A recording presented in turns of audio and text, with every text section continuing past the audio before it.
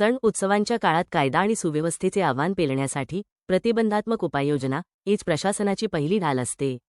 याच सूत्राचा अवलंब करत आगामी बकरी ईदच्या पार्श्वभूमीवर धुळे जिल्हा पोलीस दल आता पूर्णपणे ॲक्शन मोडमध्ये आले आहे।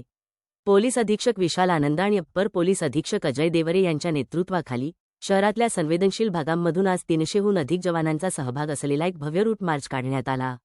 SRPF आणि RCP प्लाटूनच्या या संचलनातून पोलिसांनी एका बाजूला सामान्य नागरिकांना सुरक्षेबाबत आश्वस्त केले आहे, तर दुसऱ्या बाजूला गुन्हेगारी प्रवृत्तींना योग्य तो संदेश दिला आहे।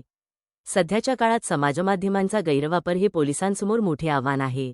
त्यामुळेच व्हॉट्सॲप, इंस्टाग्राम किंवा इतर कुठल्याही प्लॅटफॉर्मवर धार्मिक तेढ निर्माण करणाऱ्या आक्षेपार्ह पोस्ट्स किंवा रील्स प्रसारित केल्यास संबंधितांवर तात्काळ गुन्हे दाखल केले जातील, असा अत्यंत स्पष्ट आणि कायदेशीर इशारा प्रशासनाने दिला आहे।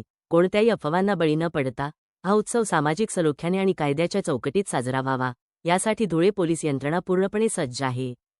आगामी बकरी ईद सणाच्या अनुषंगाने आज धुळे जिल्हा पोलीस दलातर्फे रूट मार्चचं आयोजन करण्यात आलेलं होतं। चाळीसगाव रोड पोलीस स्टेशन, त्याचबरोबर आझादनगर पोलीस स्टेशन आणि धुळे शहर पोलीस स्टेशनच्या हद्दीतून हा रूट मार्च घेण्यात आला। रूट मार्चकरता धुळे जिल्ह्याचे आदरणीय पोलीस अधीक्षक श्री विशालजी आनंद, त्याचबरोबर धुळे शहर SDPO, शहरातील सर्व प्रभारी अधिकारी, दुय्यम अधिकारी उपस्थित होते। त्याच अनुषंगाने सर्व पोलीस अंमलदार, RCP, होमगार्ड्स, SRPF असे एकंदरीत 300 अंमलदार या ठिकाणी रूट मार्चकरता उपस्थित होते। पोलिसांचा बकरी ईद करता संपूर्ण चोख बंदोबस्त प्लॅन केला गेलेला आहे। माझं सगळ्या नागरिकांना आवाहन आहे की सर्व नियम कायद्याचं काटेकोरपणे पालन करून हा उत्सव साजरा करावा।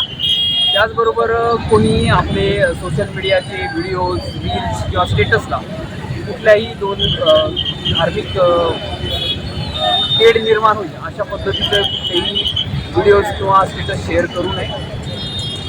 बकरी ईदच्या बंदोबस्ताकरता धुळे जिल्हा पोलीस दल पूर्णपणे सज्ज आहे आणि सर्व उत्सव शांततेत पार पडेल याची आम्हाला खात्री आहे। धन्यवाद।